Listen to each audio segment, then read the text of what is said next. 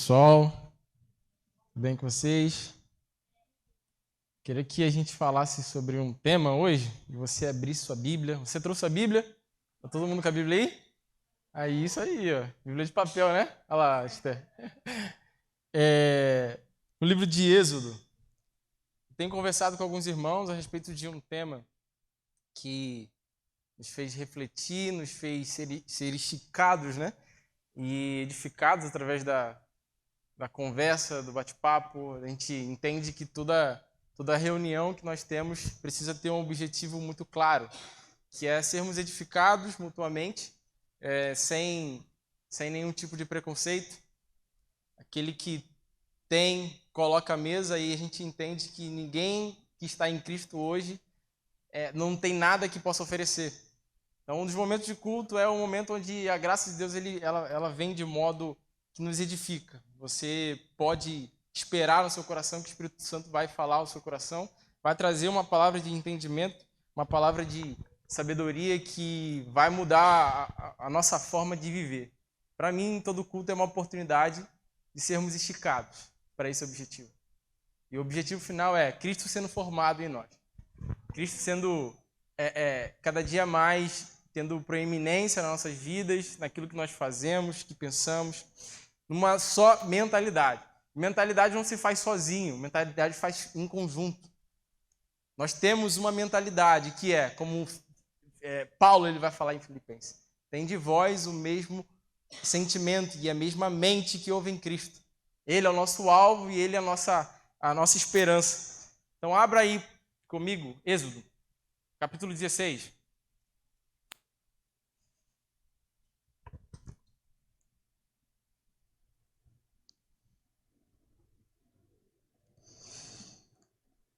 A partir do verso 1,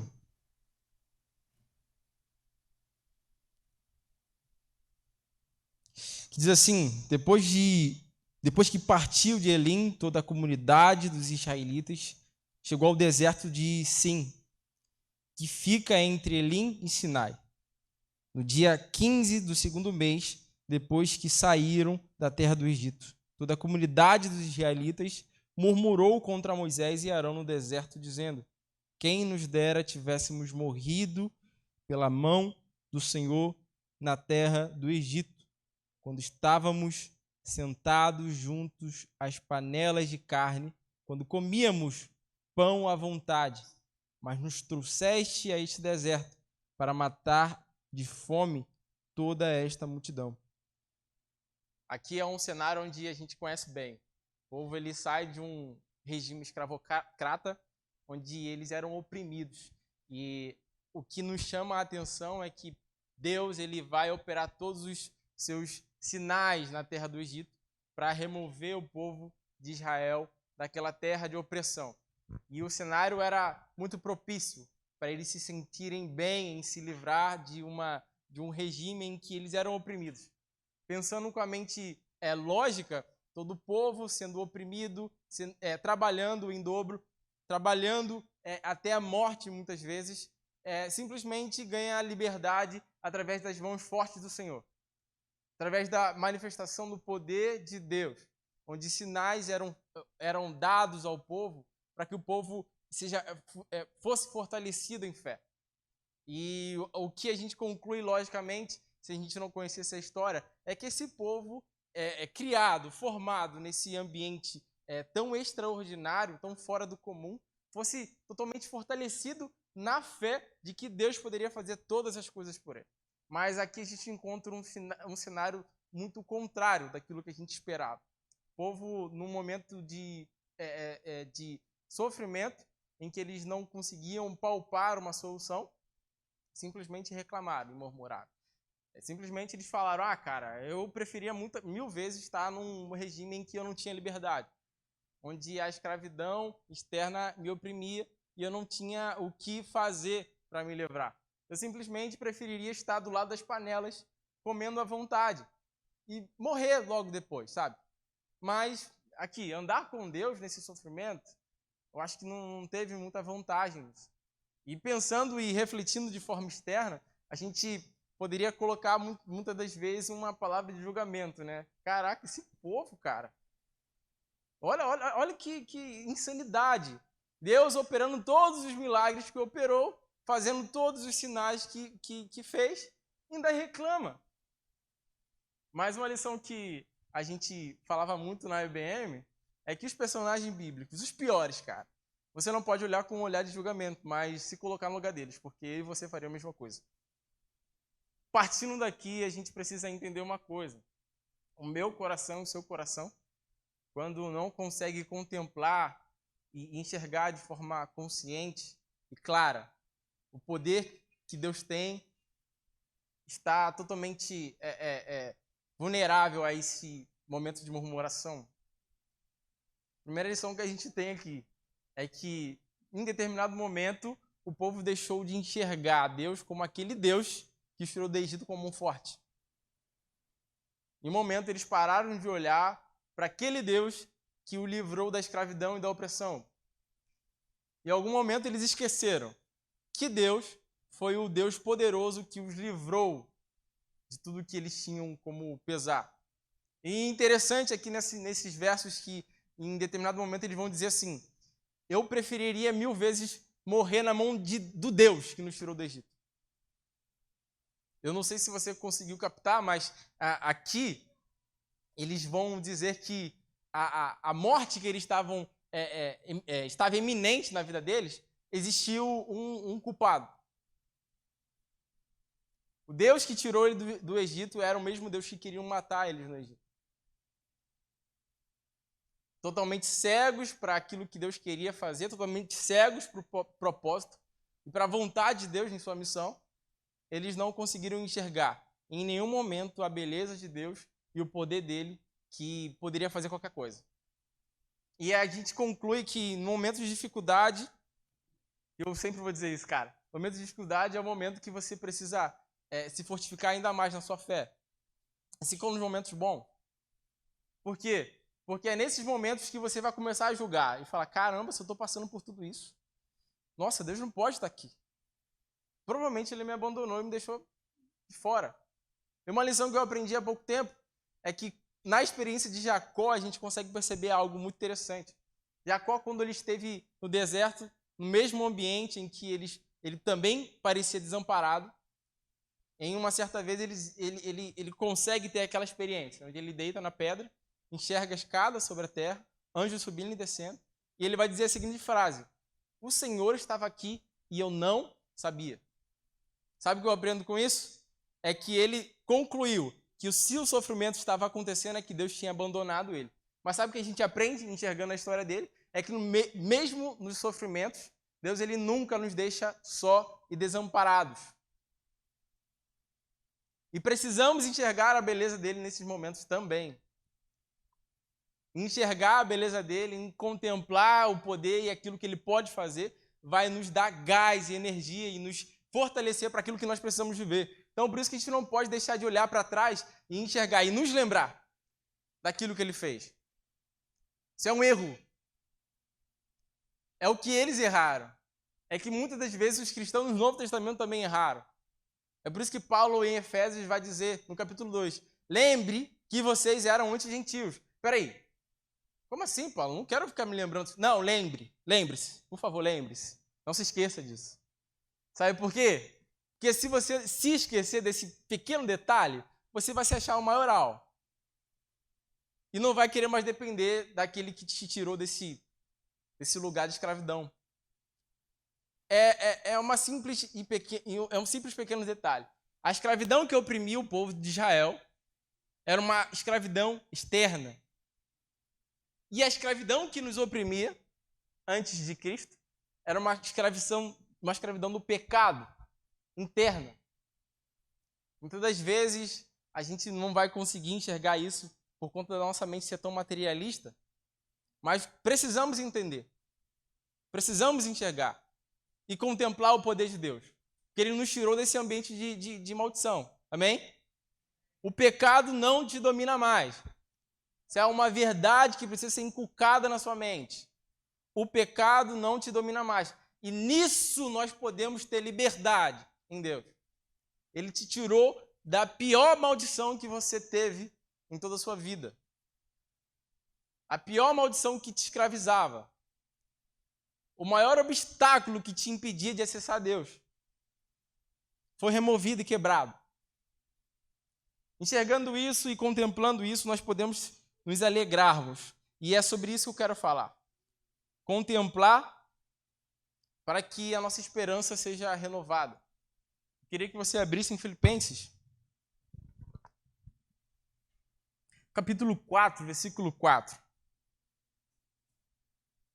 Então a gente precisa entender que a falta da contemplação e a falta de enxergar o poder de Deus, aquilo que Ele fez por nós, vai fazer com que a gente nos compare com nossos próprios problemas e dificuldades, com a nossa própria circunstância e estado.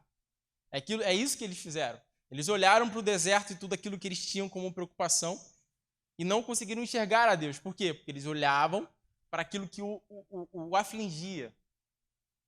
Num ambiente em que a incapacidade humana não podia resolver os seus problemas. E eles entraram num ambiente de infelicidade e falta de alegria, falta de esperança. E aí é onde entra a murmuração, que, na minha opinião, o nosso país ele é um país afundado nesse pecado, cara. Você parar em qualquer ponto de ônibus, sempre tem uma pessoa, sei lá, ai, cara, que dia ruim, nossa, que calor, nossa, que não sei o quê. Reclamar de tudo. Eu tive contato no trabalho com um rapaz que prestou serviço lá no escritório e, infelizmente, era crente, cara. E isso, foi a pior coisa que aconteceu lá. Ele chegava a trabalhar se arrastando, assim. E olhava, todo mundo, não dava bom dia para ninguém. As pessoas olhavam tristeza e falta de alegria na vida daquele rapaz. E ele simplesmente chegava e o ambiente ficava ruim. Não sei por quê.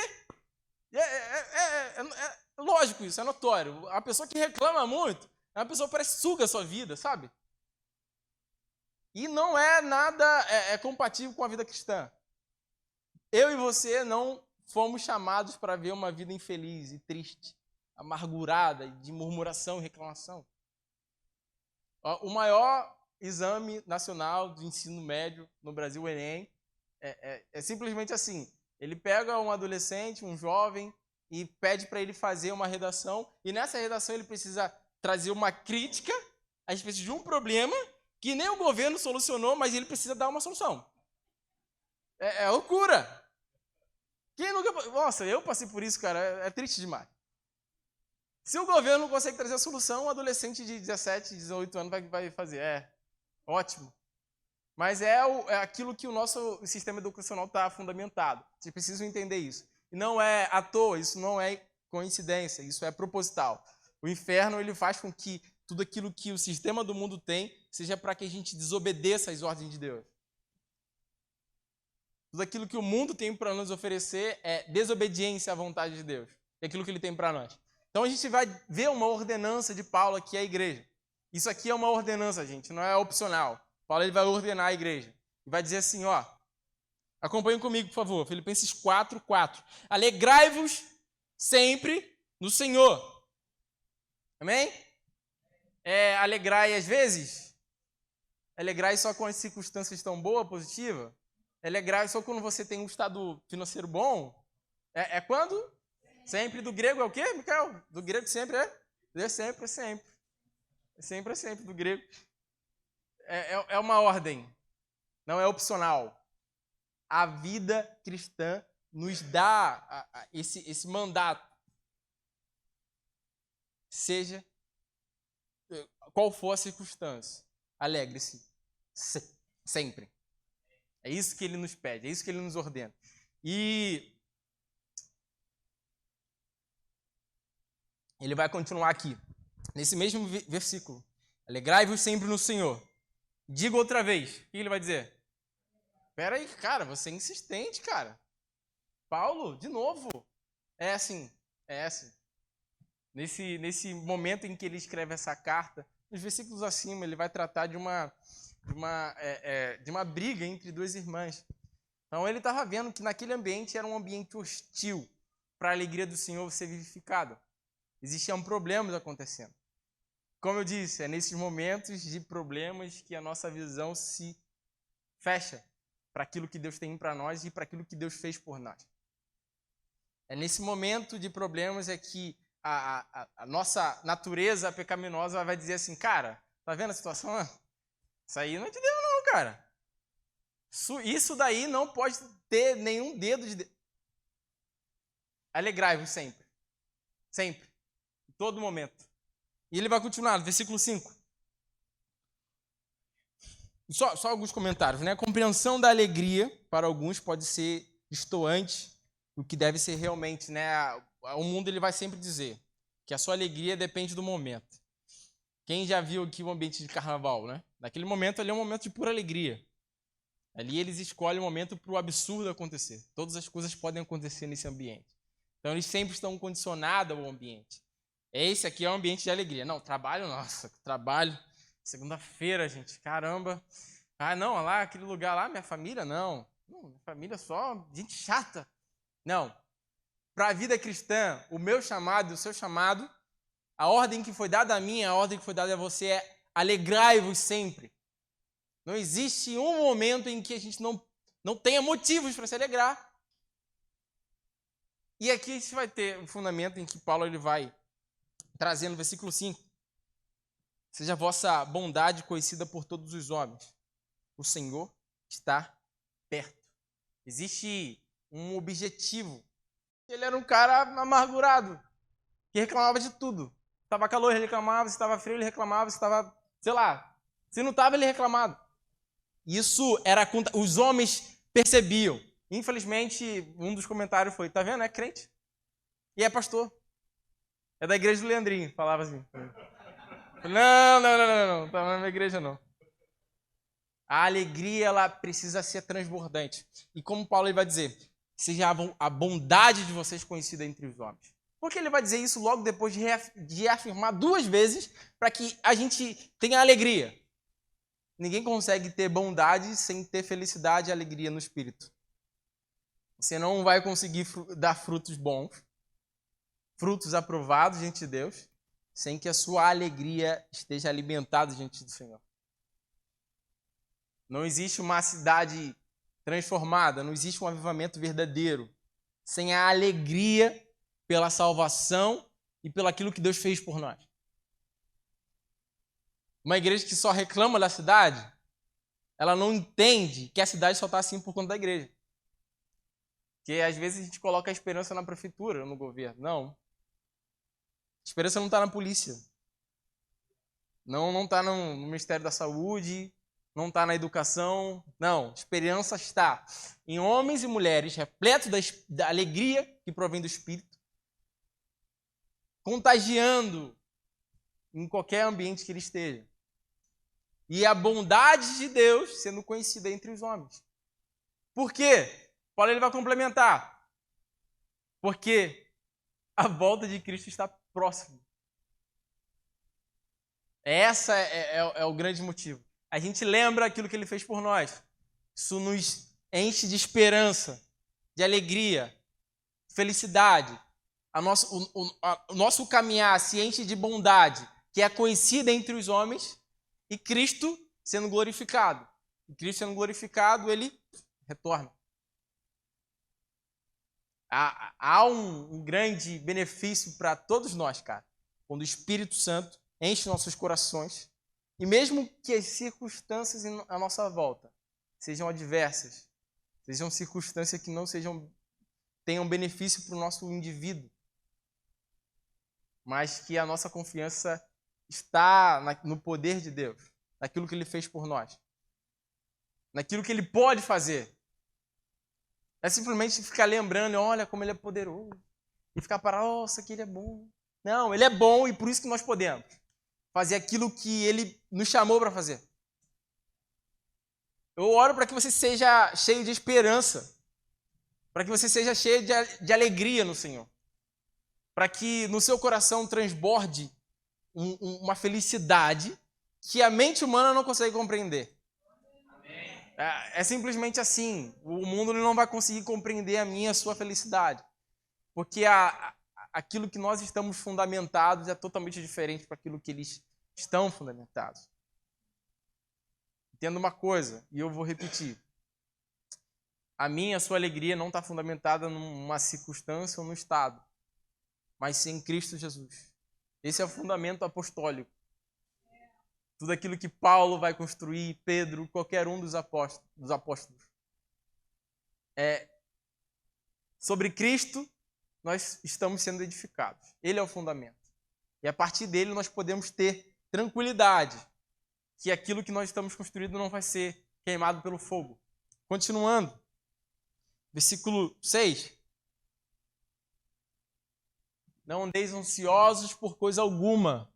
Antes, em tudo, sejam os vossos pedidos conhecidos diante de Deus pela oração e súplica com ações de graça. Não andeis ansiosos, simplesmente. Leve ao Senhor as suas súplicas. Leve ao Senhor aquele que pode fazer. Sabe qual foi o problema? O povo levou a Moisés, cara. Moisés era um homem como qualquer outro ali. Eles não tiveram a mente renovada o suficiente para entender, cara, quem nos tirou do Egito foi o Senhor. Simplesmente o Criador de todas as coisas. A quem nós entregaremos nos nossos pedidos? A quem você entrega os seus pedidos? É o seu patrão te dando um aumento? É o seu amigo te dando um bom conselho? Não. Nós levamos a Deus as nossas súplicas. Aquilo que homem nenhum pode fazer, o Senhor é poderoso. Versículo 7. E a paz de Deus, que excede todo o entendimento, guardará os vossos corações e os vossos pensamentos em Cristo Jesus. Vocês estão entendendo aqui, cara? É um objetivo só. Tudo aquilo que nós vivemos, mesmo os sofrimentos e os momentos que nós não temos como nos proteger, que a gente se vê como incapazes, sabe para que isso serve? Para que nossos corações e os nossos pensamentos se voltem para Cristo Jesus. Sabe quem era a esperança do povo de Israel no deserto? Cristo. Sabe quem é a esperança dos gentios lá da igreja primitiva? Que recebeu o evangelho e estava sendo perseguido naquele momento? Cristo. Sabem quem é a nossa esperança em aquilo que nós podemos confiar? O nosso coração e os nossos pensamentos? Cristo Jesus. Você e eu não podemos mais sermos enganados pelo pensamento do mundo. Não podemos ser enganados por aquilo que o mundo tenta doutrinar nos nossos corações, nos nossos filhos. A nossa igreja, a nossa alegria, ela é viva e constante. E não é circunstancial. Não depende de um estado. Não depende de um governo. Ela é viva. Viva de vida mesmo. Ela é Cristo. E simplesmente Cristo. E aquilo que nós podemos fazer para que isso seja alimentado no nosso interior, que talvez você esteja me perguntando, tá bom, eu sei que Cristo é a nossa esperança, é a nossa vida, e Ele é aquilo que nos dá alegria, mas como isso é alimentado dentro de mim? Como isso é fortificado dentro de mim? Existe um ambiente em que eu e você somos transformados. Existem momentos em que eu e você temos encontros com o Senhor e isso muda algo dentro de nós. Você precisa ser intencional nesses momentos. Quando você contempla a bondade dEle nos seus devocionais, quando você contempla a bondade dEle em uma reunião de culto, quando você contempla a bondade dEle, olhando a sua criação, quando você contempla a bondade dEle, em circunstâncias em que você não tinha solução, mas o Senhor proveu, é nesses momentos que você é alimentado por aquilo que Ele é. Vocês estão me entendendo? Isso é poderoso demais, cara. Quem entende isso vai conseguir zerar o jogo. Seu coração é alimentado quando você contempla a bondade dEle e o favor dEle nos momentos mais difíceis da sua vida. Sabe o momento de deserto? É o momento propício para você experimentar do amor dEle, do carinho e do cuidado Deus ele provoca isso em você e em mim. Sabe para quê? Para que Cristo seja revelado de alguma forma. Sabe qual é o problema, cara? É que eu e você somos ruins. A gente não consegue. Isso precisa estar na minha e na sua mente. A gente não vai conseguir. Por nós mesmos, nós não conseguimos. Precisa haver o agir do Espírito Santo. O agir pela rendição àquilo que ele é. Simplesmente, meu irmão e minha irmã, se renda ao Espírito Santo. Coloque a sua esperança naquilo que você precisa se tornar, naquilo que você precisa cumprir, no poder e no agir dele. Aproveite os ambientes mais insalubres da vida que todos nós passamos. Porque aqui a gente não vai pregar a vida boazinha, que, nossa, todo mundo é feliz e alegre. Não, existem momentos difíceis, sim. Mas, como eu disse, a nossa alegria não está voltada para circunstâncias. Ela é constante, ela é viva. Ela é Cristo Jesus. Mas como ele escolhe se revelar através desses momentos, o que eu e você precisamos fazer é simplesmente aproveitar. Sabe aquele momento em que você não sabe o que fazer? Simplesmente se renda ao Espírito Santo. Se renda àquilo que ele vai fazer, certamente. Porque ele não nos abandona. Jamais.